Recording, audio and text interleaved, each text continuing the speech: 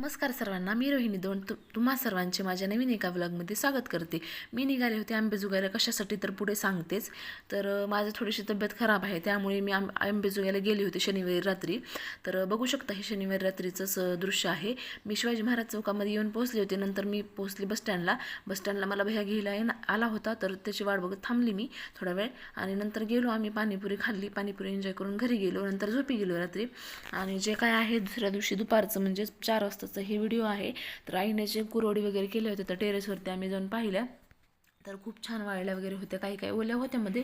तर ओल्या कुरवड्या खाण्याची मजाच वेगळी असते. तुम्हाला पुढे दाखवते. आम्ही तिघांनी ओली कुरवडी जी आहे तर ती खूप छान अशी एन्जॉय केली, खाल्ली पण.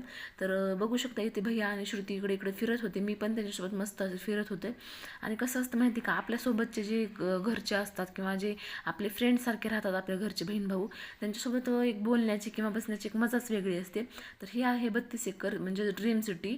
तर ह्याला सटवाजीनगर पण असंही म्हणतात. तर इथं जे प्लॉटिंग वगैरे पडलेले आहेत, तर बघू शकता इथे सगळे बांधकाम वगैरे चालू होते. नंतर मग आम्ही कुरवडी वगैरे एन्जॉय केली. आणि मग रविवारी सकाळी मी इकडे वापस आले. आणि नंतर मग सोमवारी काय आहे तर ते आम्ही गेलो दोघंजण बाहेर, कशासाठी तर पुढं तुम्हाला कळेलच. तर खूप जास्त उन्हाळा पडलेला आहे सध्याला. आणि जे फ्रीजमधलं पाणी आहे तर ते पिण्यास हानिकारक आहे. त्यामुळे मग म्हणलं की एखादं माठ वगैरे घेऊन यावं. तर इथं माठ पाहण्यासाठीच गेलो होतो आम्ही. तर बघू शकता किती छान छान माठ आलेले आहेत. आणि जे कुंड्या वगैरे आहेत त्या पण खूप छान आलेल्या आहेत. तर आम्हाला एक माठ आवडला, तर त्यातला आम्ही एक घेतला.